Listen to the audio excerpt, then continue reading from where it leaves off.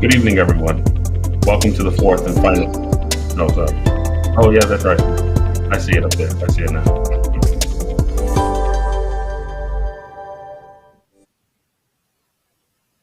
Good evening, everyone, and welcome to the fourth and final event of the Reimagining Public Health for New York City, especially until we pick up again in the fall. My name is Torian Easterling, and I am the First Deputy Commissioner and Chief Equity Officer at the New York City Department of Health and Mental Hygiene. And I am certainly pleased to be one of the moderators for tonight's event, along with my colleague, Dr. Michelle Morse, Chief Medical Officer and Deputy Commissioner for the Center for Health Equity and Community Wellness. Over the past 3 months of this series, we have discussed topics and concepts relating to vaccine trustworthiness, collective recovery, and healing, and building around narrative power. We have been able to bring together tremendous leaders, advocates, and change agents to listen to ideas, deepen thoughts around strategies, and open up to audience questions and interests. These conversations are reaffirming that the pathway to health equity and justice cannot happen without a deep regard and acknowledgement of what has been done and has been lost and what needs to change. Tonight's conversation, liberation and reckoning for health justice, will deepen that insight and how we can inform the work that lies ahead. We are looking forward to the conversation and certainly really excited about our panelists who have joined us this evening. But first, I am excited to introduce someone who I admire very much, our First Lady of New York City. As the First Lady of New York City, Chirlane McCray has redefined the role of First Lady and managed a robust portfolio. She is nationally recognized as a powerful champion for mental health reform and has been named a 2019 World Health Organization champion. First Lady McCray created the Office of Community Mental Health, which is formerly known as Thrive NYC, which has been the most comprehensive health plan in any city or state in this nation. In addition to her role in leading and being a mental health champion, she also leads our city's Thrive Coalition, chairs the Mayor's Fund to Advance New York City, and co-chairs the New York City Commission on Gender Equity and Task Force on Racial Inclusion and Equity. And without further ado, I'd like to bring to our virtual stage our First Lady. Good evening, everyone, and thank you, Dr. Easterling, for that introduction and all you do to fight for health, justice, and equity. I've really enjoyed seeing your commitment to our communities firsthand. Dr. Choksi, Dr. Morris, and everyone in the health department, thank you for your perseverance throughout too many long, painful days and nights. Your work has kept New Yorkers safe, informed, and saved lives. It's exciting to be here with all of you. I don't think I've ever spent time with so many doctors outside of a hospital, and I have to say it's refreshing. And it's fitting that we're having this conversation just a few days after Juneteenth. At a time when most people are talking about the path to normal, the theme tonight is liberation. We don't want life to go back to normal. We want more and we want better. And that's what this series of talks, Reimagining Mental Health in New York City, is all about. Dismantling racism, bringing justice to our communities, it won't happen overnight, but we've proven again and again that we can make significant progress. The kind of conversations we're having, the kind of organizations and coalitions we're forming are all part of the healing. A friend of mine often says, if you want to go fast, go alone. If you want to go far, go together. We must go far. We have to work together in ways we have not traditionally been able to. At the beginning of this year, New York City made our Task Force on Racial Inclusion and Equity permanent because we know the problems exacerbated by COVID won't dissipate if we continue with business as usual. Task Force members are primarily people of color, senior leaders who know how to wield the levers of power in government, and many were born, lived, or worked in these communities. They have worked in common purpose, not only surveying the structural inequities communities of color have experienced in their own words, but by creating new policies and redirecting resources. For example, the task force has a plan in place to bring reliable broadband to thousands of households that didn't have it before. That allows for telemedicine, easier access to primary care, access to employment. We're training people in communities of color to provide mental health support and connect people who need it to ongoing care. And we're going even further to support our children in school this fall. In addition to academic screening, every student will have a social emotional screening as well, so they can receive the personal support they need. So I have to tell you all, last week I was at PS 78 in Staten Island, where I met a child who had worked on this beautiful rainbow banner to welcome the chancellor and me. And then later I learned that this child had recently lost a parent. And I watched a class of third graders, mostly students of color, talk about how they handle difficult emotions, asking questions like, how do I cope when I'm feeling sad? Or how would I process my frustration in a healthy way? In that classroom, they trusted their feelings and each other. And just imagine if we all had those skills when we were 7 years old or younger. Those lessons are changing their lives right now and providing them with skills they will use throughout their lives. Hearing those squeaky but earnest voices brought tears to my eyes. And later, as I talked to the principal, the chancellor, teachers and parents, and even the reporter who was present, I realized that I was not the only one. Everyone was moved by this curriculum and what was happening, even the reporter. So this is a new era we are beginning, and every one of us has to play a role. So these conversations you are having will help our families, help build a city where people feel safe, supported, and healthy, and able to live their best lives. And I appreciate every single one of you participating in this series, and I thank you all. I can't wait to hear more from our panelists. Thank you. Thank you so much, First Lady, for joining us. Thank you for your time and your commitment to equity, to racial justice, and certainly your leadership. And so just to move our program along, at this time, I would like to bring to our virtual stage the First Corinthian Baptist Choir Ensemble, who will set the stage and bring a rendition. Lift every voice,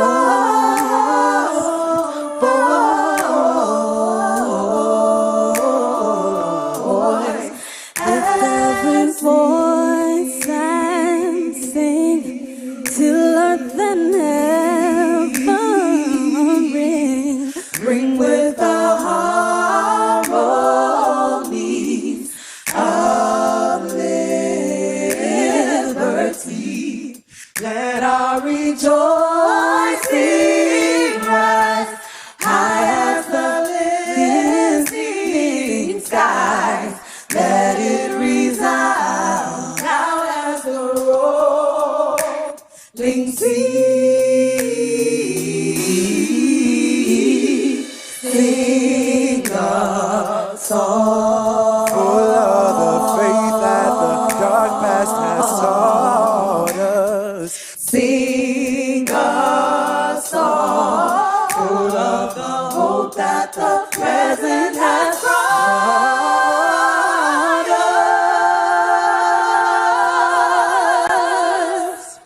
Facing the rising sun of our new day begun. Let us march on till victory is won. Come on, say, God of our weary years. God of our weary years. God of our silent tears. God of our silent tears. Thou who hast brought us thus far on the way. Thou who hast by thy might led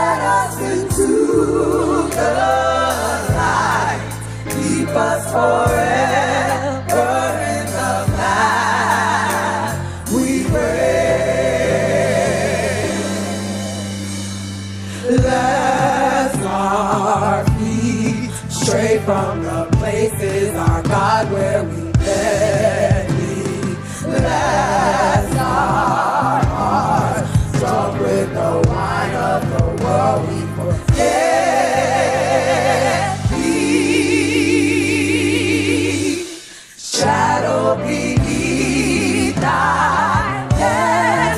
May we forever stand true to our God, true to our native land.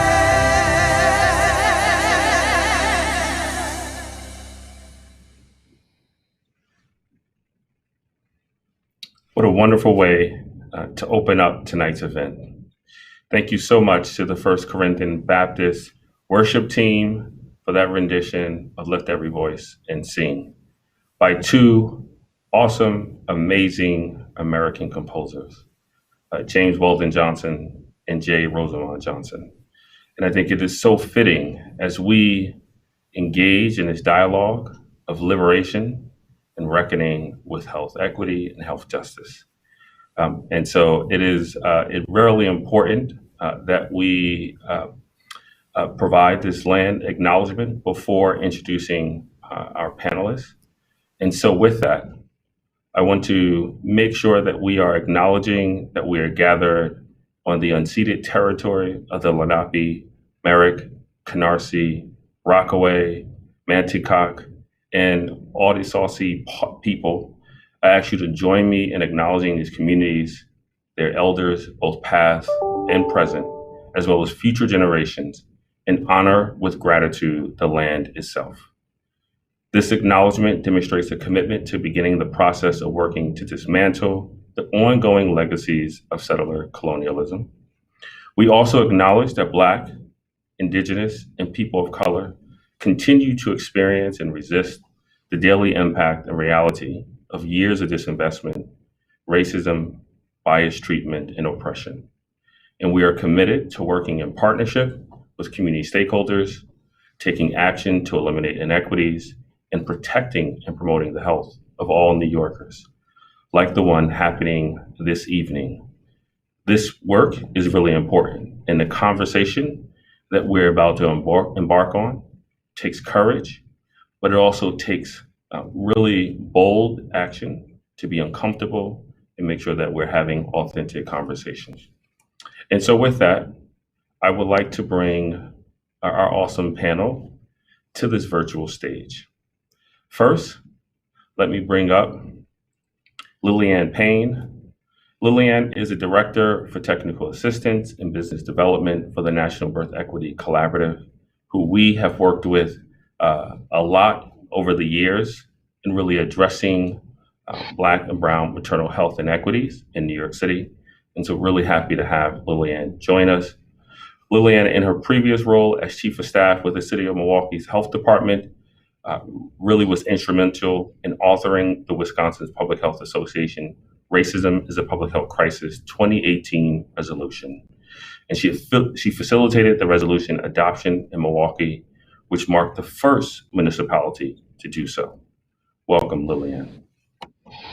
Second, I'd like to bring on Brother Marlon Peterson. Marlon is an author, host of a podcast, Atlantic Fellow for the Racial Equity and Social Justice Leader. Marlon is the host of the Decarcerated podcast. Marlon recently just authored a published book, Bird Uncaged, an abolitionist freedom song, and his Ebony magazine has named him one of America's 100 most influential and inspiring leaders in the Black community. Welcome, Marlon. Next up, I would like to introduce, I'm sure this person doesn't really need an introduction, Dr. Kamara Phyllis Jones. Dr. Jones is a family physician, an epidemiologist, and leader in the public health field. Dr. Jones' work has focused on naming, measuring, and addressing the impacts of racism and on health and well-being. She hopes that through her work to initiate a national conversation on racism that will eventually lead to a national campaign against racism. Dr. Jones is currently an adjunct associate professor at both the Morehouse School of Medicine and the Rollins School of Public Health. Welcome, Dr. Jones. Thank you. Next, I would like to introduce Ted Kerr. Ted is a Canadian-born, Brooklyn-based writer, organizer, and artist whose work focuses on HIV, AIDS, community, and culture. Ted's work has been published in numerous books and magazines, and in 2016, Ted won the Best Journalism Award from Pause Magazine for his hyperallergic article on race, HIV, and art. Currently, Ted teaches at the New School. Ted is also a founding member of the What Would an HIV Doula Do? Collective, a community of people committed to better implicating community within the ongoing response to HIV and AIDS. Welcome, Ted. And last but certainly not least, I'd like to introduce Morningstar Gali. Morningstar is a member of the Pitt River Tribe located in northeastern California. Morningstar serves as a project director for Restoring Justice for Indigenous People and as the California Tribal and Community Liaison for the International Indian Treaty Council.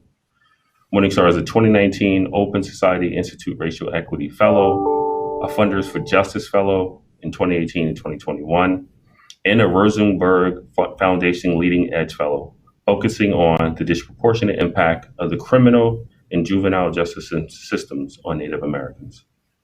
I'd like to welcome all of our panelists to this virtual stage. Thank you so much, all of you, for being with us this evening. And so to get us started, I'm going to pose some questions to all of our panelists, and then we'll get into some dialogue later. And I would like to then welcome my co-moderator, Dr. Morris, to the stage at that time. But first, let us get into some questions. So first question to Dr. Jones. Dr. Jones, do you have any allegories or framing that can situate us this evening as we begin the discussion around the concepts of liberation and reckoning for health justice? Oh, well, thank you, Dr. Easterling, for that question. And indeed, I do. So my work, as you said, focuses on naming, measuring, and addressing the impacts of racism on the health and well-being of the nation. And I focus there because we have to, because racism is foundational in our nation's history. Settler colonialism is an aspect of that. And yet many people are in staunch denial of its continued existence and profoundly negative impacts on the health and well-being of the nation. There are four messages when we're talking about racism: that racism exists. We need to say that. We need to say that racism is a system, that racism saps the strength of the whole society, and that we can act to dismantle racism. So this very short story I'm going to share with you right now is one of the allegories that I tell when I have 4 minutes or so to talk to a group of people, to convey to people who may have lived their whole lives thinking this is the land of equal opportunity, that yes, racism exists. I call this story Dual Reality, a restaurant saga, and it's based on my own real life experience. One Saturday as a first-year medical student, I had been studying long and hard in my apartment. Some friends had come over. We all got to studying long and hard, and it got late, and we got hungry, and I had no food in the apartment, at which point my friends were like, oh yeah, we know that, Kamara, but we're hungry. Let's go into town and find something to eat. So we do. We walk into town. We find a restaurant, and we walk in, and we sit down. The menus are presented. We order our food. The food is served. Here we are eating. So maybe not the story you thought I was going to tell about a restaurant and racism, but hold on. As I sat in that restaurant eating with my friends, I looked across the room and I noticed a sign that was a startling revelation to me about racism. So now maybe I've intrigued you and you're like, okay, Dr. Jones, what did the sign say? Well, okay, what did the sign say? The sign said open. So now maybe I've lost some of you. So now let me recap. Here we are, sitting in a restaurant eating. I look across the room. I see a sign that says open. And thinking no more about it, I would have assumed that other hungry people could walk in, sit down, order their food and eat. But because I knew something about the two-sided nature of that sign, I recognized that indeed the restaurant was now closed due to the hour, but firmly closed, and that other hungry people just a few feet away from me, but on the other side of that sign, would not be able to come in, sit down, order their food and eat. And that's when I recognize that racism structures open, closed signs in our society. That racism structures, if you will, a dual reality. And for those who are sitting inside the restaurant at the table of opportunity eating, and they look up and they see a sign that says open, they don't even recognize that there's a two-sided sign going on because it's difficult for any of us to recognize a system of inequity that privileges us. So, for example, it's difficult for men to recognize male privilege and sexism. It's difficult for white Americans to recognize white privilege and racism. It's difficult for all Americans to recognize our American privilege in the global context, although we are living that really big time right now with how we have sucked up so much of the world's vaccine supply in this nation. But those on the outside are very well aware there's a two-sided sign going on because it proclaims closed to them, but they can look through the window and see people inside eating. So back inside the restaurant, to those who ask, is there really a two-sided sign? Does racism really exist? I say, I know it's hard for you to know when you only see open. In fact, that's part of your privilege, not to have to know. But once you do know, you can choose to act. So it's not a scary thing to name racism. It's actually an empowering thing to name racism. Doesn't even compel you to act, but it does equip you to act so that if you care about those on the other side of the sign, which is an if, but if you do, why, you could even talk to the restaurant owner who is, after all, inside with you. And you could say, restaurant owner, there are hungry people outside. Why don't you open the door and let them come in? You'll make more money, and oh, the conversations we could have. Or maybe what you could do sitting inside that restaurant is pass some food through the window. Or maybe you'll try to tear down the sign or break through the door. But at least what you won't be doing is sitting back saying, wonder why those people don't come on in and sit down and eat, because you'll understand something about the two-sided nature of that sign. So I know I could go on and on about how we could build out this allegory, but just to say that racism is structuring a two-sided or multi-sided sign in our society, as is sexism, heterosexism, capitalism, all of these systems of structured inequity, that it's creating a dual or multifaceted reality. And when we are going to move and be about liberation, and we're going to address justice and the like, we have to recognize that if we're born inside the restaurant, we need to listen to those on the outside who are saying Black Lives Matter and gay lives matter, and all. We need to pay attention and recognize our privilege in many ways. And I'll just say one more thing. Very often, people only recognize the closed sign and don't recognize all their open signs. So there's so much more I can say about this. I am going to shut my mouth and sit down and go on to the next person. No, thank you so much, Dr. Jones. Thank you for the story. I think we're all, just the way that you broke that down, laying out the systems and the structures, the institutions, but also roles as individuals within those structures and how we operate. And we can certainly be on the outside, as you said, but we could be on the inside with that privilege. And I think we have to understand our role. So thank you so much for breaking it down.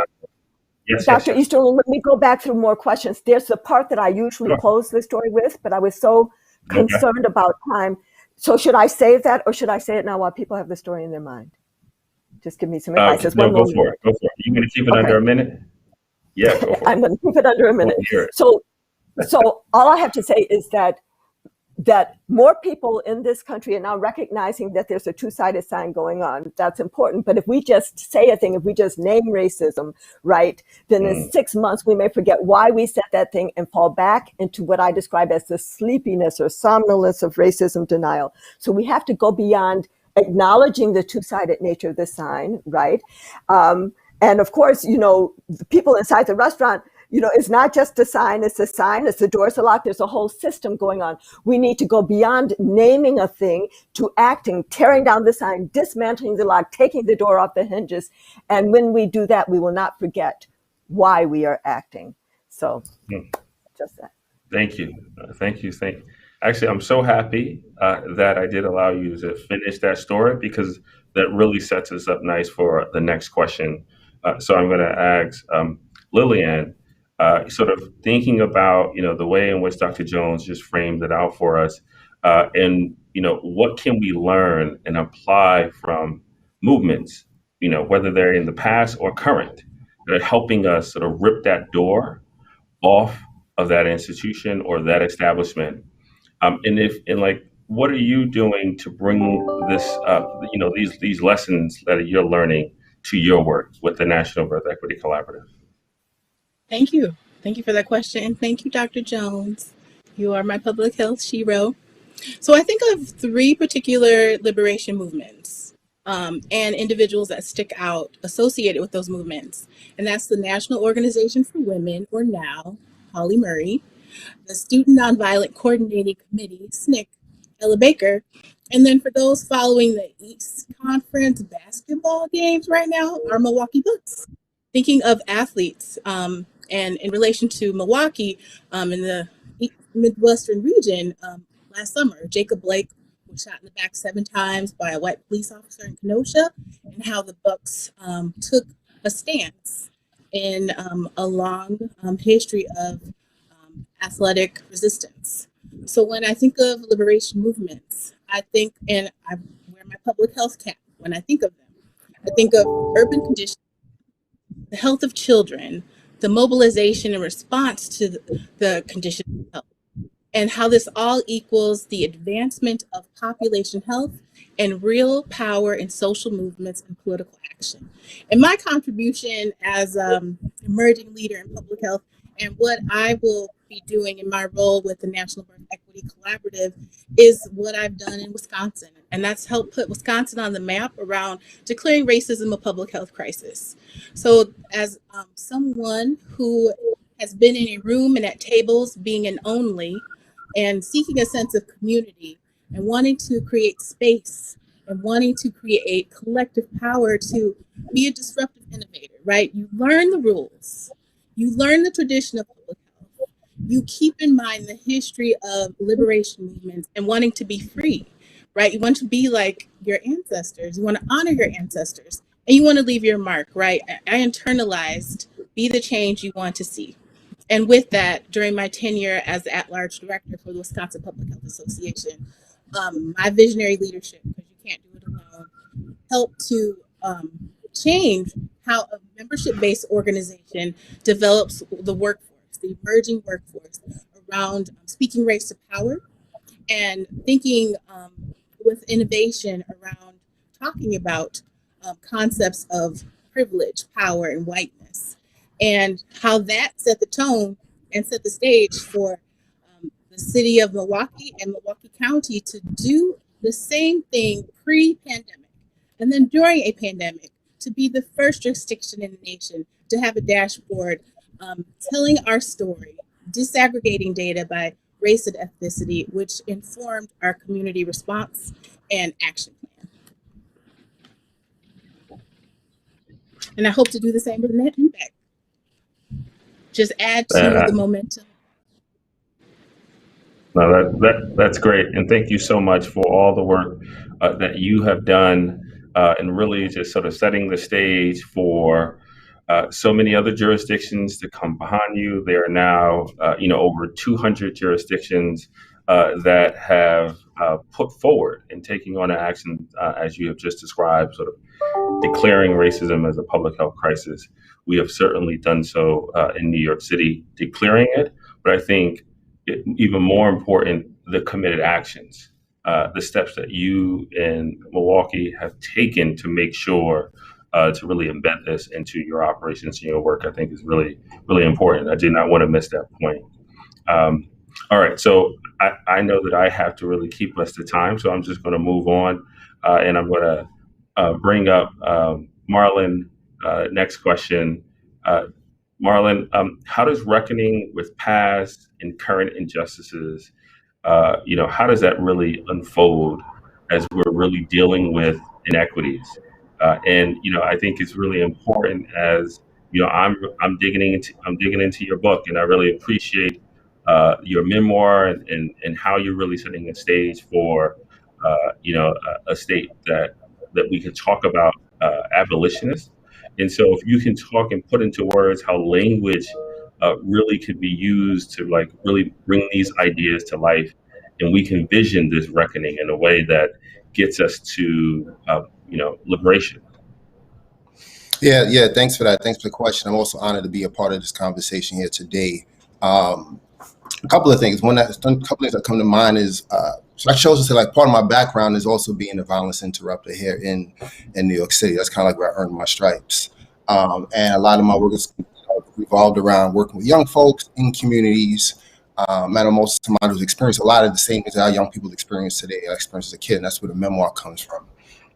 And the thing about Reckoning is that, and if you read the book that I wrote, like, it's about being as honest as you can possibly be, and so honest that sometimes that honesty may hurt you a little bit, right? And so when we are in this nation, and when we think about equity, or think about reckoning about issues of race in this country, I would question even at this point now in 2021, where we're like seeing the end of the pandemic potentially, right? What has been the results of the honesty, and have we been honest enough? And the reason why I say, I think about, in a sense, like here, even in New York City, where I should always say, I always see the violence that we experience in our communities as a result of a lot of underlying trauma. I don't only look at the thing that happened. I always want to find out, like, what's happening underneath that thing that's happening, right? And one of the biggest debates that we have now in the city now is like, should we bring back stop, question, and frisk? And the mere fact that is a question of debate now, right? Even amongst people of color in the city, right? And I have to ask, have we really done the reckoning around race, right? If we've done a reckoning around race, we understand how harmful that was to people of color. We had the stories, we got all the YouTube videos or documents report. We have the Supreme Court even weighing in on this, calling unconstitutional. But even still, this thing that we have without like short memory, we don't remember that. We see the instant issue right now, and then we revert right back to what we thought would help, but we already have a bulk of evidence that shows that it harms. You open up, I really appreciated the opening of the Black National Anthem, because the first time I just sort of like, I'm thinking of the words in the context of what we have now. And two stanzas that stand out for me is full of the faith that the dark past has taught us, right? And just sort of in that first stanza, like even in recent history, without just speaking about the reckoning that we have even around, public safety, it's almost as if we're not learning the lessons that the dark past has taught us, right? And even still, like, in the second stanza that stood out to me is like full of the hope that the present has brought us, right? So we had this place where we had so much engagement from young people, but we had a lot of engagement from so many groups and peoples of our society saying that we needed this racial reckoning, that we needed that it had to happen for us all. And I think there's hope in that, right? There's hope in that, but the problem is that we quickly forget that the darkness that our past has taught us, right? And I'll close off with this. The First Lady McCrae spoke about her experience at PS 78, I believe it was, in Staten Island. And the question that these young people were asking about feelings, why these things were happening, and instead of just reacting as we tend to do as humans, they were asking questions, right? And I think that's a model. I think that's where the hope lies. I think there's hope in that these young people are asking these questions that those of us on this panel probably don't ask enough, right? I'm just saying adults enough. Adults don't ask enough. Right, there's hope in that, but the thing about that hope is that the reckoning has to be so truthful that it may hurt a little bit. I think that when we get to the point where it starts hurting a little bit, we tend to back away. That hurting can look like upticks in violence in our communities. It can look like that, right? And we can't be afraid of the hurt at the end of it. The mere fact that these young people are saying these things, right? Asking questions that adults don't ask. There is hope in it. I want us to be able to cling on that. That's some of what I see as the great consequences, the great sort of results of what can happen when we have true racial reckoning.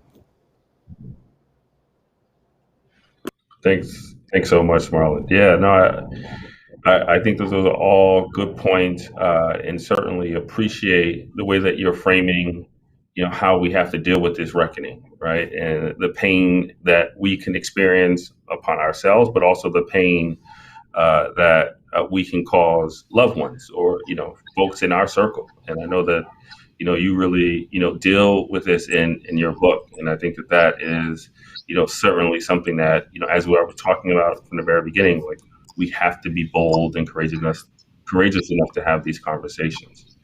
All right, so I'm going to ask Ted.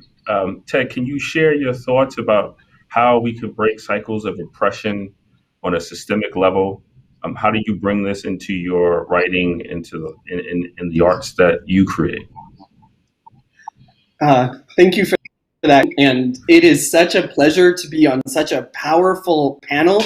I feel most human when I am with other people thinking about tough things together. And to Marlon's point, then when those moments of pain come in, I know that we can share them, or at least it can be witnessed. So thank you for that. And that is part of my experience in this collective I'm a part of called What Would an HIV Doula Do?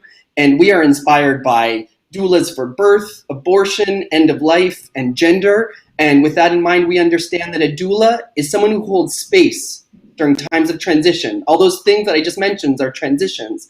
And we think of HIV as a series of transitions that start long before someone gets a test, throughout the treatment experience, and beyond. And we also understand that we can doula each other, we can doula ourselves, we can doula the community, and we can doula the systems we live under. And I'm going to come back to that point in a second. But also to kind of bring it back to some of the themes that we've heard today, foundational to our work is asking questions. So I'm really excited to be here.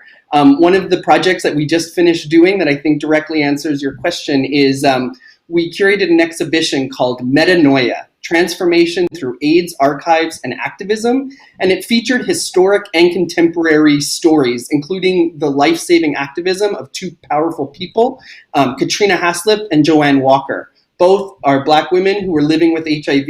And while they were incarcerated, they worked with AIDS activists on the outside who fought for rights and freedoms for themselves. They understood that their lives mattered and they were fighting for themselves. And then they were also fighting for everybody else too. So, for example, Joanne Walker fought for the early release of prisoners living with HIV and for at least decent medical care for people living with HIV in prison. And Katrina Haslip worked with people to help ensure that the US's definition of AIDS included women. And I don't know if you know this, but before 1993, the definition of AIDS did not include women. So women and other people could not get services, could not get the care that they needed for themselves, their families, and their community. And we think it's important to tell these stories through exhibition, through publication, through conversations for three reasons. One, it's not only important that we say the name of our dead, we also need to name the tools and tactics that they use to thrive, survive, and die with dignity. We also think that stories push back against silence and apathy, because even more than 40 years into the AIDS crisis, we know that silence still equals death. Shout out to the art behind the First Lady right now. And also we know that stories can promote discussion around one of the most vital questions to emerge out of the AIDS response, and that is, who is the public in public health? Right now, I think there is an assumption that the public is a group of illness-free people that need a government agency to save them from irresponsible and sick individuals. We saw this play out with COVID, and we still see that with HIV. I'm thinking specifically of this horrible campaign called HIV Stops With Me, in which people living with HIV are invited to name their resiliency in the face of a life-threatening illness, but are then also burdened with ending the crisis themselves. In fact, we know HIV stops with the state, and it stops with the eradication of economic inequality, the war on drugs, racism, misogyny, transphobia, homophobia, and more. Stories can doula the system. Over the last 15 months, this is the last thing I'll say, What Would an HIV Doula Do published a bunch of zines, including What Can an Uprising Doula Do? And Harm Reduction is Not a Metaphor. In that last zine, we highlighted Marsha P. Johnson, Sylvia Rivera, Michael Callan, Richard Berkowitz, and the Junkie Union. All of these people are harm reduction pioneers who remind us that the public in public health is us. And together we share culture, we share wisdom, we share illness, we share viruses, we share treatment, we share resources, and we share cures. Doula-ing, be it through art, culture, policy, or medicine, reminds us that no individual or no agency has all the answers. Liberation is a collective practice. Thank you so much, Ted. Thank you.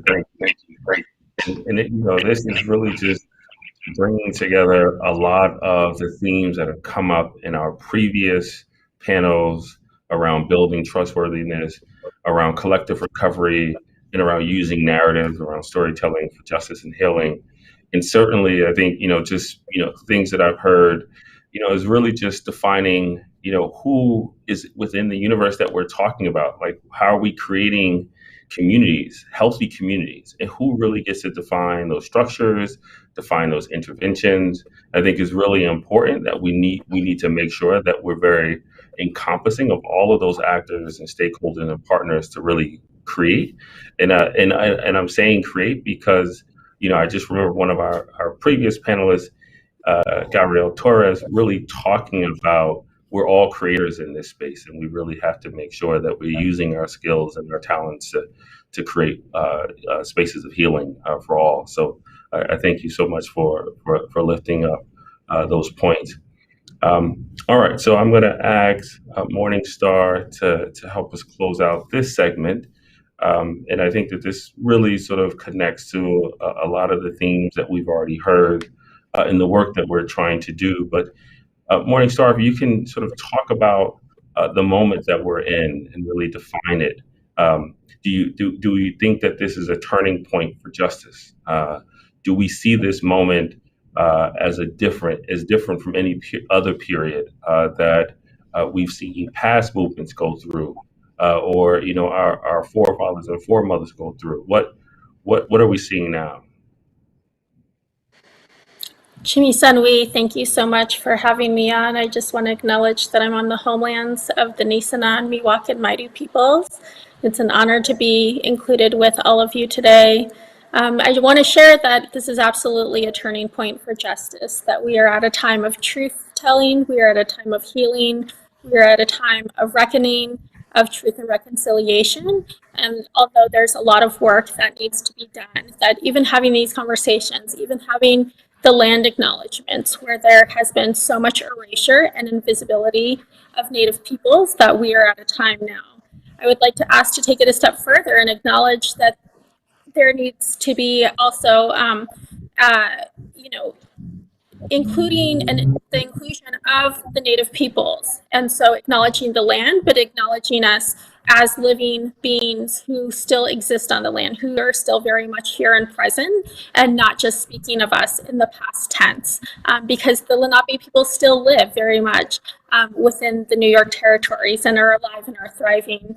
And so acknowledging that we are at a time where I'm even able to say that, and that those comments are welcomed and included. And so, making sure that we're at a time in my 17 years of being a parent, it was just in this past year that within the public school system that my children are now learning lessons and having those educational teachings within their studies of Native peoples living within the present tense and who they are today. And so I think that we are absolutely at a time here in California. Some of the work that I do is around the environmental health issues and the toxic legacy of gold, greed, and genocide. And so for 172 years, we've been dealing with what occurred with the California gold rush and the massacres that occurred to where gold was mined, and the resource extraction that occurred to where we 250 tons of mercury that are within our rivers and within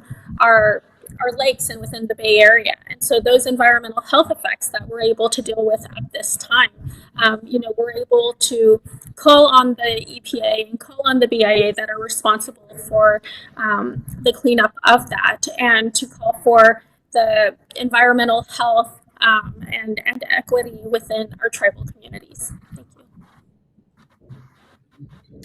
Thank you so much, Morningstar. Yeah, really important, and you're absolutely right. I think we do have to, really expand the way in which we're framing, our acknowledgement of the people, and really, centering the contributions of Native Americans to all of our work. And so, really appreciate that. And I do think that there is a shift, and I think we have to grab hold of that shift so that we can make sure that we're moving forward and getting to the state and the communities that we want. All right, so with that, we're going to shift to our next segment. For our next segment, we're going to, we really just started to scratch the surface here. We're going to begin to share more approaches and a vision for liberation and reckoning. With that, I am going to welcome my colleague and comrade, Dr. Michelle Morris, to the virtual stage, and I will step back. Thank you so much, Dr. Easterling. And again, just really honored to be supporting and in dialogue with such a distinguished panel. Thank you also, Dr. Easterling, for your work fighting around reckoning and liberation for many years here in the New York City Health Department. And really honored to delve into how we can look forward. Reckoning doesn't always lead to liberation.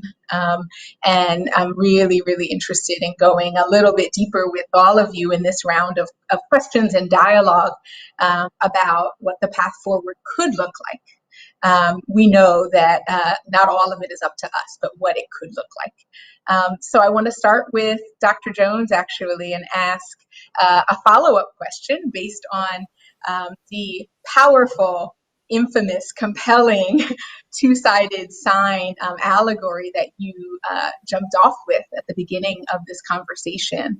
And I just want to ask you to explore for us what happens if we don't recognize the central nature of global solidarity in this pandemic, and how the two-sided sign applies to our global interconnectedness, right? We're at this tipping point moment where vaccine apartheid globally is more evident than ever, and yet there is a serious reckoning coming if we can't figure out how to act differently, recognizing our interdependence. So I was hoping you could help us think a little bit about what the path forward looks like, moving out of vaccine apartheid and into global solidarity and global liberation.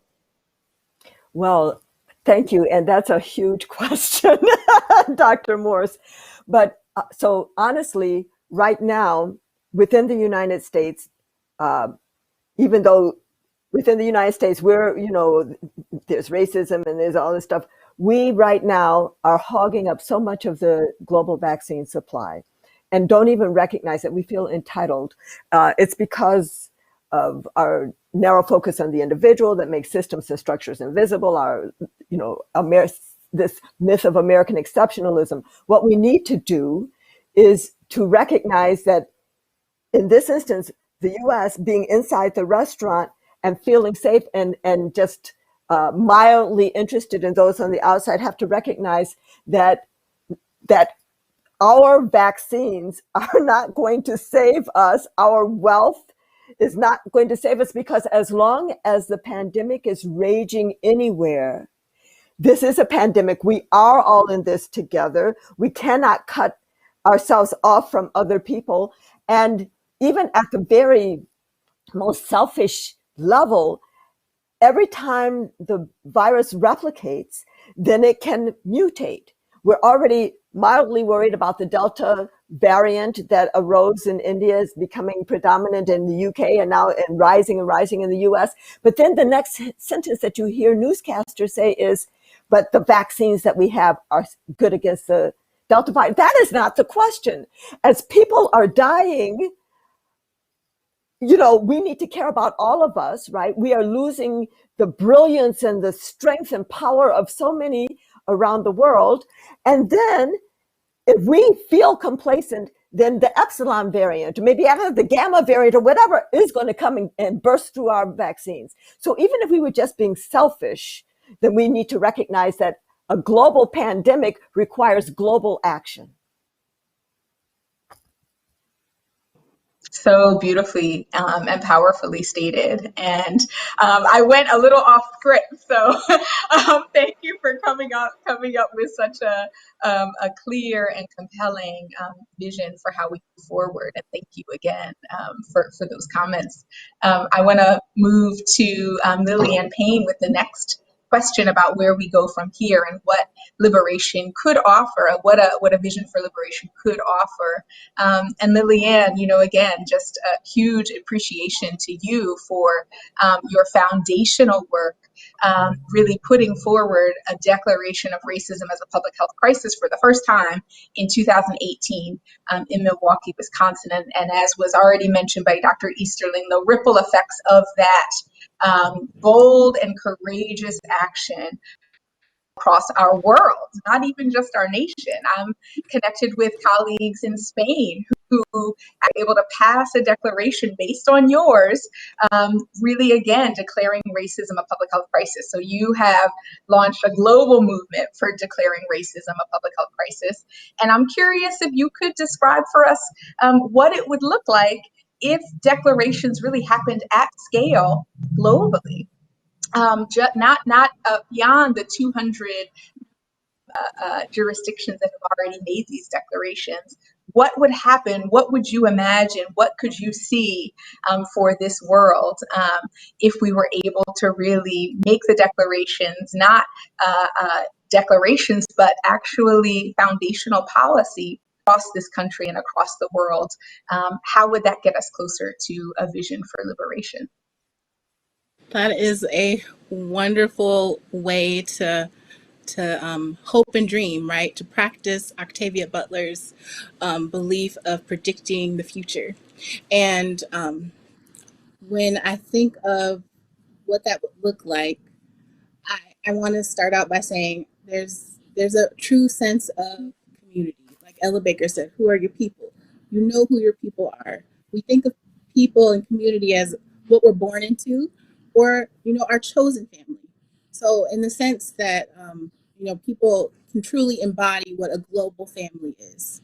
And I also think of respecting the law of consequences, as Octavia Butler taught us. So just because we come to a place where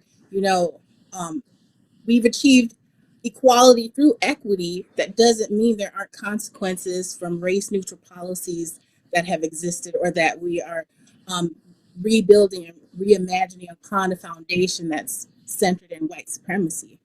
And then to be aware of a perspective, right? We are living in and experiencing daily folks talking about critical race theory and not truly understanding it, or trying to make decisions for a community without listening to the community, just with the pandemic response. And we have to be aware of our perspectives. We have to, I think, not just throw terms around. Something to reference if the audience isn't familiar with Sister Song's definition of reproductive justice. I think when we think of and be aware of certain perspectives, we have to honor that people have choice, people have autonomy, and that, again, even if we have equality, it's honoring and respecting people's choices and not making decisions on their part without them informing that process. And then counting on surprises. Like, there can be beautiful surprises, and tonight was a beautiful surprise. I feel like I have a larger network and a sense of family when it comes to public health at New York City. Thank you for that. Thank you for that very just inspiring, beautiful response. Really, again, just appreciate your work, appreciate the vision and direction you see us going in, and of course, working together. Excited about that. Yes, I want to put the next. Thank you. I want to put the next question to Ted. And Ted, it was really powerful to hear you speak about what we could and should have learned from the HIV pandemic. I will say for myself, most of any political education that I started with as a medical student came from being engaged in the HIV/AIDS movement and the movement for justice around access to care. And we've lost a lot of people unnecessarily due to a lack of equity when it comes to HIV, especially in the early days. And I want to ask you a question that also brings us forward, thinking about the folks that we know that we may have lost. What would they advise us to be thinking about in this moment, in this particular moment in the history of this world, in this moment again of reckoning, and a moment where there is a potential for liberation, if they could speak now, how might they, and I'm asking you to take a huge leap here, but what do you think they might tell us? How might they advise us to keep pushing forward into a vision for liberation despite all of the setbacks we've been talking about? Amen to that question. I really believe in the power of ghosts in telling us how to move forward. And even more than the power of ghosts, I believe in the people that are on the streets yelling and screaming for liberation right now. And that includes the most amazing AIDS activist group in New York called Vocal New York. And two of my favorite members of New York, past and present, are Jason Walker and Jawanda Williams. And they taught me this phrase, and I'm going to share it with y'all, and I hope it's helpful. It is, we could end the crisis tomorrow without a cure. And I'm just going to use that silence and I'm going to repeat it so we can think about it. We could end the crisis tomorrow without a cure. And in many ways, the city of New York does so many good things that the activists have fought for and then fought to maintain, like housing, like access to medication, like mental health care. And it shouldn't be so hard to try to keep that. So I would say what the ghosts are telling me and what the activists are telling me and what my belly is telling me is that we have to make it so people do not have to fight for what is right. And this is where I'll end. I think we have to, I'm very leery about comparing COVID and HIV, and yet I'm compelled to tell us that when it comes to COVID and HIV, we are in the 1996 moment. In 1996, life-saving medication was introduced, and all of a sudden, lots of people could live their lives, and HIV was no longer a death sentence. It became a prison sentence for some, but it was no longer a death sentence for many people. And that was amazing. They were able to move on. But so many people, that is not true because of systemic bias, because of racism, because of transphobia, because of misogyny. And we're seeing that with COVID too. I'm seeing so many of my friends who are getting vaccinated, and for them, COVID is done. And I would say, how do we keep people in the liberatory moment without suffering? How do we keep people with that alertness that they had last March and April to consider themselves as part of an interconnected world? How do we keep that right now? And I have some ideas, but I'm sure other people on the panel do as well. I want to say that when COVID first was recognized and people, some of the HIV activists who were also, like in my circle were like, oh no, we cannot let what happened with HIV happen with COVID. They were predicting that when something good came, then it would settle into the disinvested parts of our communities, the devalued, the dehumanized parts of our society. So your warning is exactly what we are seeing. And so I have three principles for achieving health equity that I just want to throw out and hear other people respond to before we get to Morningstar. And those three principles are valuing all individuals and populations equally, recognizing and rectifying historical injustices, and providing resources according to need. And we could go deep into how do you know if you're valuing all individuals and populations equally well? Think about how you might value your children or your nieces and nephews. You would protect them. You would invest in them. You would celebrate them. You would invite their voices. Are we doing that for all individuals and communities equally? Are we, how do you recognize and rectify historical injustices? First, learn our full histories, right? As Morningstar was talking about, right?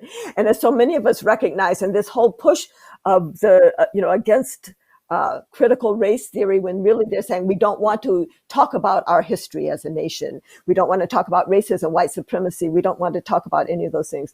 But then being willing to rectify. So reparations, that's not a bad word. That's a necessary step. And then finally, the last one, which is providing resources according to need. We have to establish metrics of need, but then have the political spine when we have limited resources to provide resources according to need, not equally. So I just want to stop there because we've been encouraged to pick up on each other's thoughts. And so I just think that COVID is about to become HIV in the worst ways. Again, unless we value all individuals and populations equally, recognize and rectify historical injustices, and provide resources according to need. So beautifully stated. And if any panelists want to jump in and react on that, please, please jump right in. I'll come back to my question for Morningstar. And if not, I'll jump right in. Great. Mm-hmm. Mm-hmm. Everyone's Agreement. and memorizing the three pieces. So we appreciate that, Kamara. Thank you for that. I'm gonna turn to Morningstar and ask you just one more question, and then it's free for all for the panelists and free for all of you in the audience. Thank you for sending in your questions. We are looking at them right now. We're going to start posing them to this incredible panel. We really appreciate everyone that's tuned in for this conversation. And with that, let me just pose this question to Morningstar and then open it up yet again. So Morningstar, I heard you speak so powerfully and clearly again about Indigenous people, your work around narrative, your work around reckoning and liberation.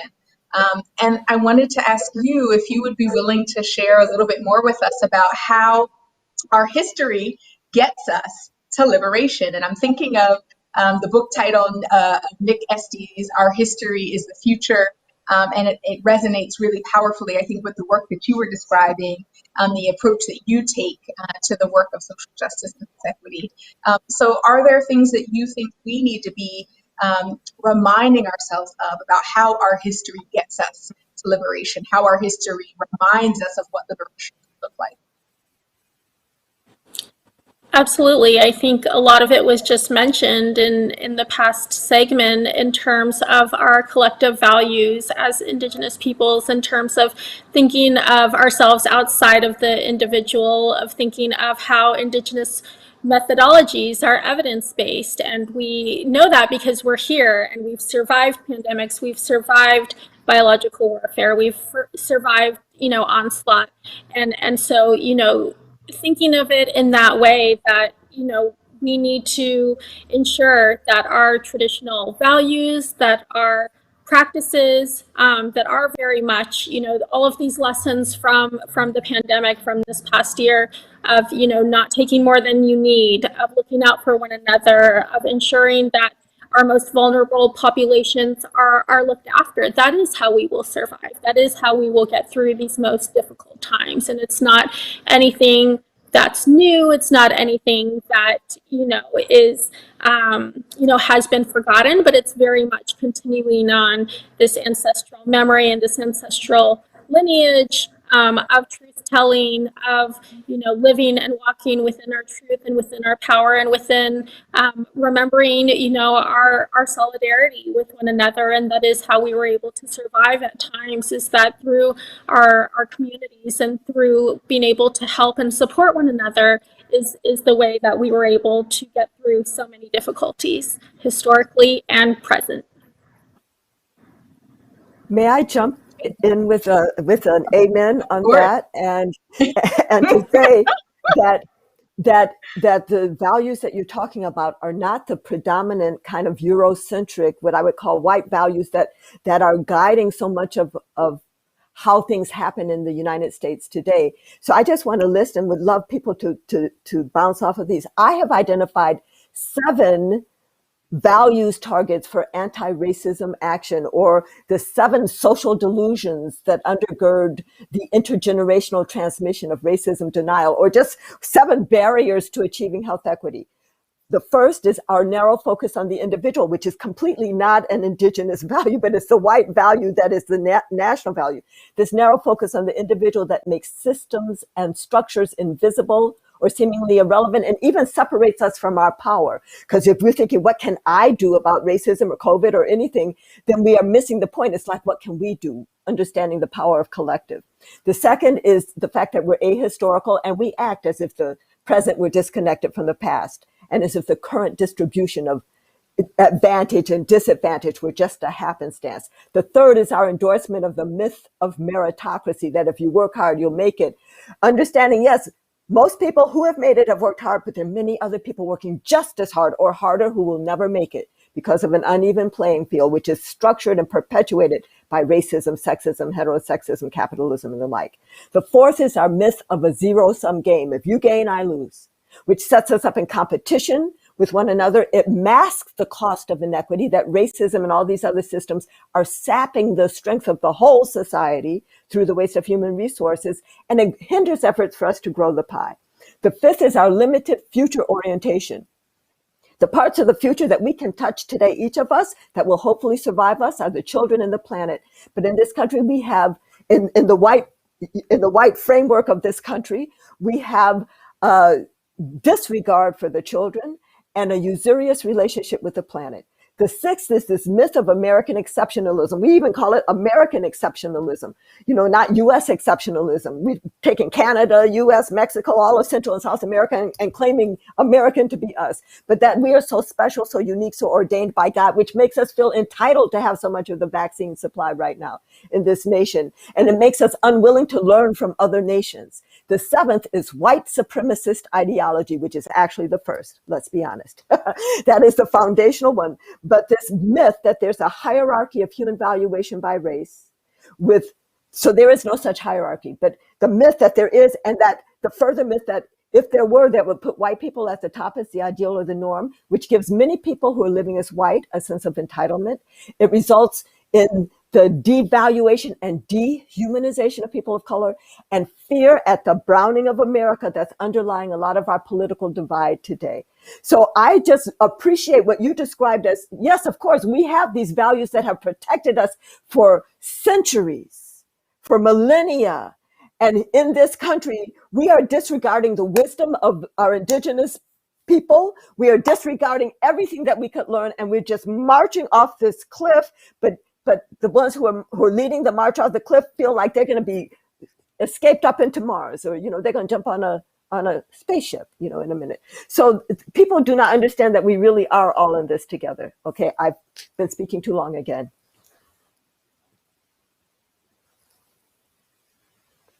Responses? Anybody want to jump in? I would add for those that want to dig a little deeper and need some terminology.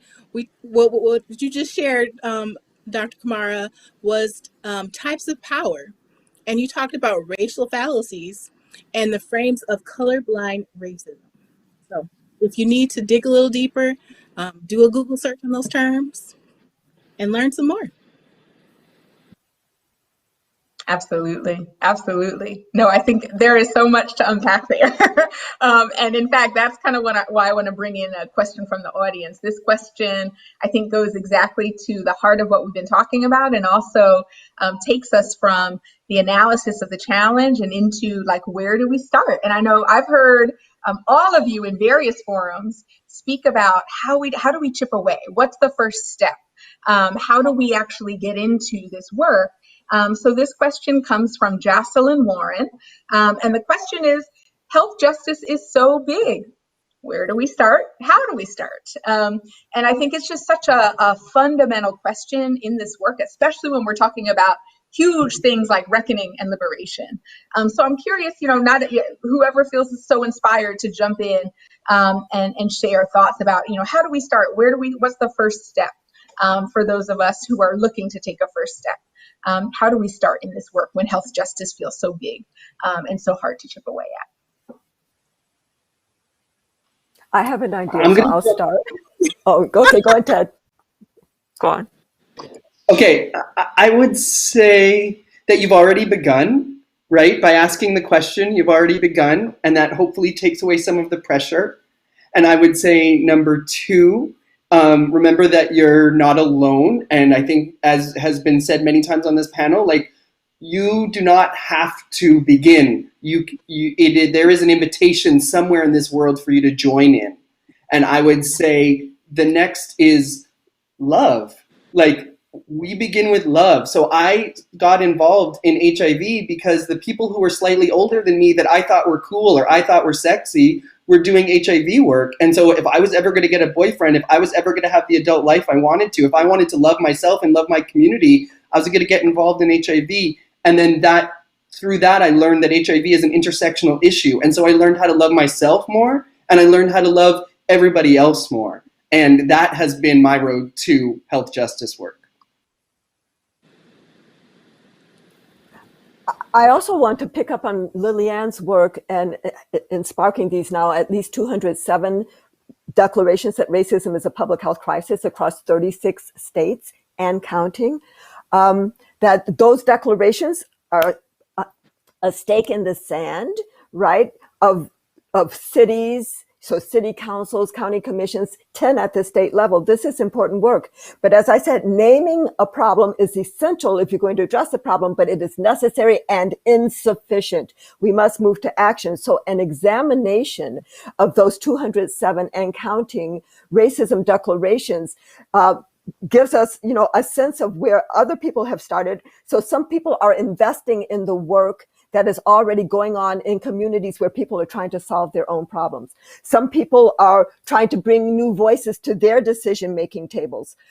Some people are creating policy checklists or whatever that we must address these issues before any policy goes forward.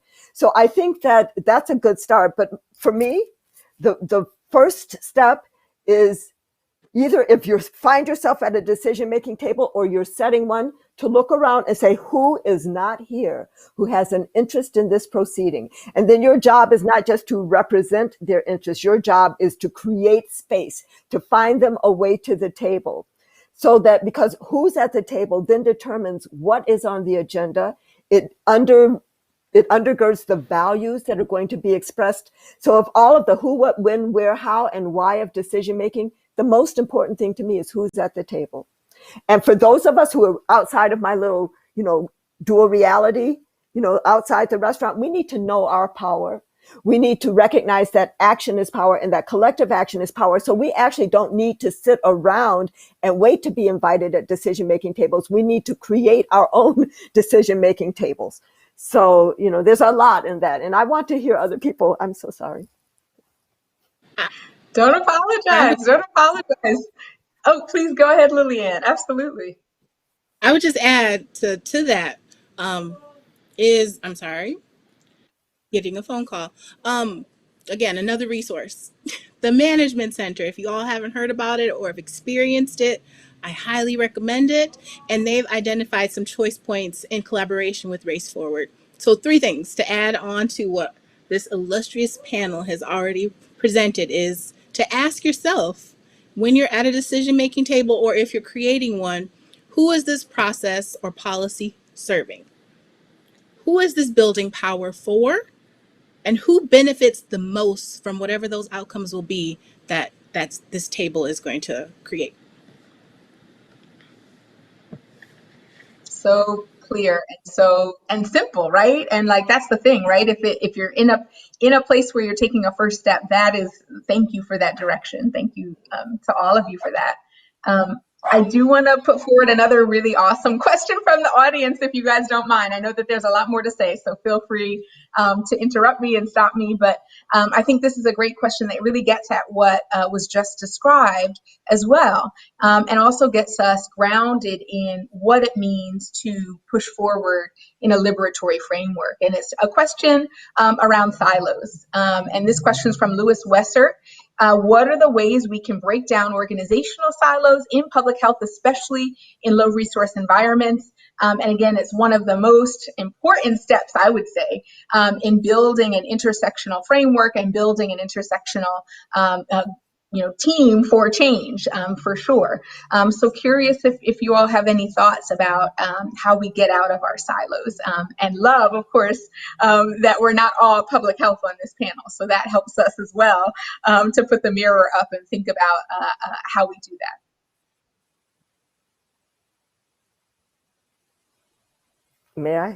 May I throw something out to start thinking? I don't even think the issue is breaking down silos. I think it's building bridges between silos, because there's power in some kind of concentrated thing, but the silos are so tight that we don't build bridges. I mean, I actually think that if a public health agency sent somebody over to the Department of Education for 6 months, and the Department of Education swapped and sent somebody over to public health, and then I'd be, say, sitting at the education table, and I'll be saying, oh, but we talk about those same things, but here's how we talk about it. Here are the resources we have to bear. And the other person, the education and public health, is saying the same thing. Then we start building common cause. We break through the silos. And the other silos that we have are institutional walls. And so I think another power building thing is to make our institutional walls as porous as we can, to recognize the power of an inside outside strategy. Those people who are inside institutions and are trying to bring about positive change sometimes will get pushback and all. They need the people on the outside saying, no, you cannot fire that person or you can't treat them that way. The people on the outside need the people on the inside to say, well, here are the resources that are coming down the pike. Here are the grants, or here's the meeting that's about to happen. We need you to come, or we need your agenda items. So to the extent that we can make our institutional walls more porous for a community institutional inside outside thing, because all of us at some point are going to be either inside or outside, and we should be comfortable switching roles all the time, right? But also to build bridges between sectors, and not try to own the table. It's not even like health should invite, immigration and justice and all to the health table. We need to be going to other people's tables. We shouldn't be trying to own tables. We should be building bridges. Can I jump in? This is like the biggest game of double dutch ever. It's very intimidating and fun. What I would say is me and my co-writer, Dr. Alexandra Uaz, we say that silence is not the absence of sound. It's the pain of not being heard by others. That's actually silence, is not being heard by others. And when we talk about silos, that's what's happening. You're just being heard. You're not being heard by others. And so I would echo everything that Dr. Jones just said. We have to make noise. And sometimes that noise is activism, right? It's loud and it's raucous and it's public. But then something Dr. Payne keeps on talking about Ella Baker, and that's also, Ella Baker teaches such important ways to make sound, right? Through conversation, through intimacy, through building community. So I just want to everything everybody said and say Dr. Ella Baker again.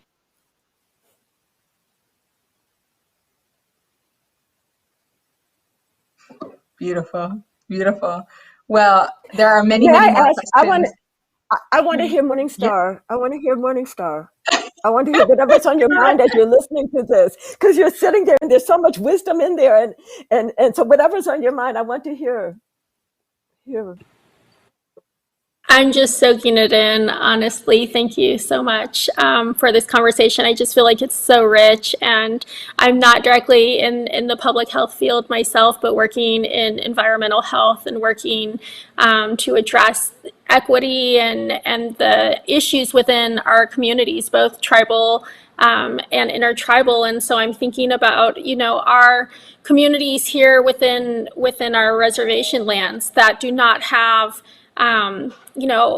drinking water, that do not have, the basic, how is it that we're sending our children to school when we're not able to meet basic needs of, having, food shortages. And so just thinking of all of that and in the ways that, we're able to bring that conversation in, that I think that there's a lot of misconceptions that, because there are tribes within California that have been able to, just a handful that have been able to be successful through financial endeavors, that there's an assumption that all of tribes are thriving, when very much they are dealing with these health inequities and the high cancer rates and all of that comes with these environmental health crises.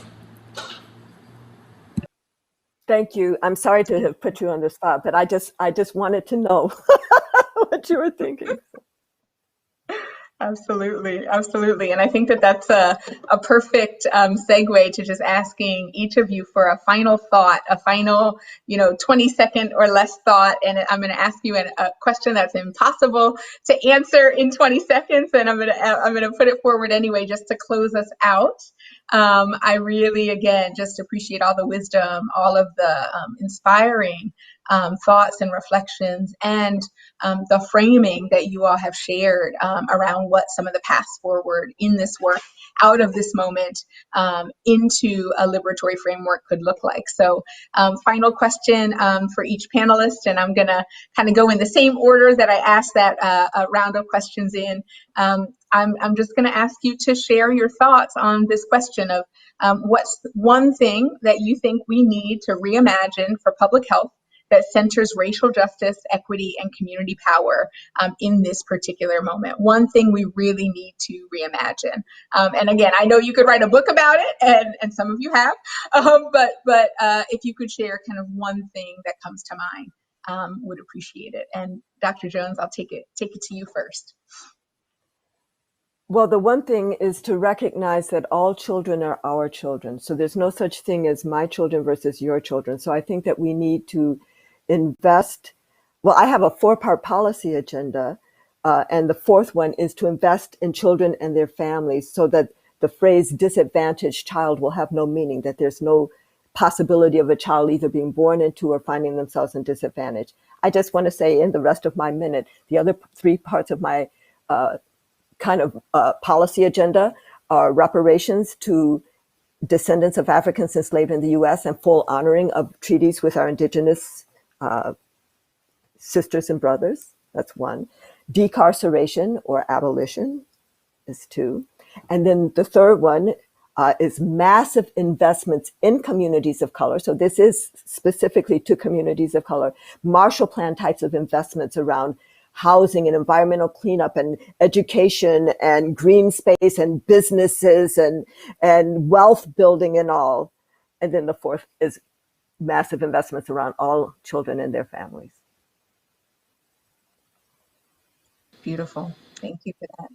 Lillian, for you, the one thing, and you can say a few, the one thing you would reimagine. I love those big P aspirations that Dr. Kamara Jones has just shared. Like I said, she's my public health shero. What I would add is that a lot of people are leaving public health right now that have been in it. Like, it was a career choice for them. They've dedicated their life to that service. And then you have individuals like myself that have been in it for a little bit, and then we get in a leadership role and we're like, we got to clean this up first before we can really reimagine and make sustainable contributions. So my one thing would be is that we all think of what our time is like before we become an ancestor, and the stories and imprints we want to leave as we are on our journey passing through. A lot of harm is done when folks hold on to things too long. And a lot of harm is done when we don't approach these spaces with enthusiastic curiosity. So that's what I would say. Thank you. Thank you. Thank you. Ted. It's getting deep. I would say my first remarks were that question that I take from the AIDS response is, who is the public in public health? And I would invite everybody who's watching who thinks they're a care provider to remember that they are a care receiver, and really then think about that question, who is the public in public health? I would ask myself, and I would ask everyone else, to reimagine what it means by expert. I love shero, but I'm not sure how I feel about the word hero. I don't like heroes. I don't like the top of pyramids, right? Like, I just think we have to change expert culture. And then I was really inspired by something Morningstar said, and I think this, one of the takeaways that I'll have from today, and I hope will improve my work, is to check my assumptions. What am I assuming about people, communities, myself, and the world? And can I have conversations about those assumptions that will lead to a better world for everybody? Thank you. Thank you. I just want to remind everyone that this is obviously an incredible conversation and dialogue, and you all are just dropping pearls left and right. But we are planning to actually look back at this conversation and each part of the series so far, and do our best to distill some of the big pearls out of it and use it again as a framing going forward. So I just had to say that, because you're just giving us so much here in the New York City Health Department to integrate into our work and to set as a North Star for our work as we look towards a just recovery in COVID. And Morningstar, please, the thing you would reimagine. What I would reimagine is currently in motion, and so I have to shout out our MH First program. I serve in a volunteer role for our Healing Justice Committee for the Anti-Police Terror Project Sacramento, and so both in Sacramento and Oakland now we have instituted community alternatives to policing through mental health services. So the MH First program is a dream of one of our co-founders, Asantwa Boykin, and so I just want to acknowledge that and that it's happening. These volunteer clinics and hotlines are taking place on the weekends, and so that we have alternatives in place now where we know that our community can turn to and be safe. What a beautiful last comment. Thank you, Morningstar, for reminding us that liberation is happening right now, right? And that reimagining is happening right now. I can't think of a better final comment. And I want to just thank all of our panelists. I want to bring Dr. Easterling back on the stage for us to close us out. I want to thank Dr. Jones for reminding us about the two-sided sign, as well as the 3-point principles, the 7 values, and the 4 policy priorities. I want to thank Lillian again for your work around the declarations, for your words of wisdom about how we look forward. I want to thank Ted for reminding us about lessons learned from the HIV/AIDS movement and how they apply today. Even though HIV and COVID are different, there are frameworks and guideposts for us.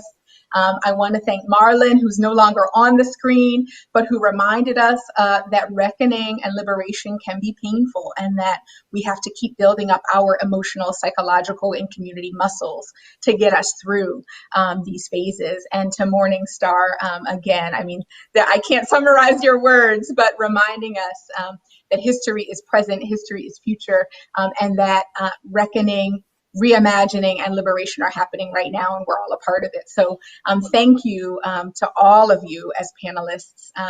We're going to close this session. This is the 4th part of this series, Reimagining Public Health for New York City. We're so thankful for all of you who tuned in for this conversation, especially to all of you who put questions forward. Even if we didn't get to your question, we appreciate you. We appreciate you for listening and watching and joining. As I mentioned, we do plan to do more with this particular conversation, as well as the 3 prior panels as a part of this series. We look to the incredible minds and hearts and spirits of all of the panelists to help us forge a path forward, a roadmap forward for a just recovery from COVID, and for, again, the healing and for the forward thinking, the vision forward for how we emerge from this pandemic. And so I, again, hope that all of you will complete the post-event survey. I think it might be possible to bring Dr. Easterling back on the stage as well so that we can close out. And we just want to, again, appreciate everyone, ask you to complete the post-event survey, remind you that the whole entire series is available on the New York City Health Department's YouTube and Facebook page, and that we also want you to stay tuned for more in the series after the summer as well. Dr. Easterling, I don't know if you want to make any final comments before we close out. I've just been blown away by our panelists today. This, as you've already heard from Dr. Morris, this is our 4th, panel for this series. But we look forward to restarting in the fall and continuing this dialogue. We're going through our own reckoning, and we're using this space to sort of think about how are we making the shifts and what do we need to do to really lead into a just recovery, as you've already heard. And so this has been an amazing process for us, and we're going to continue to learn from it. And I'm really glad that we had a chance to start this process. And so we'll be rejoining you very soon. And I do hope that folks get to relax during the summer, find times to do some restorative practice, because we do need to practice self-care. And we know that folks have been engaged and plugged in and tuned in for more than a year now during this pandemic. And I think it's really important that we practice self-care during the summer. Beautifully said. Well, we'll look forward to the next conversation. And thank you again. Thanks to all the listeners. Thanks to all the panelists. Until next time, be well, everybody. Thank you.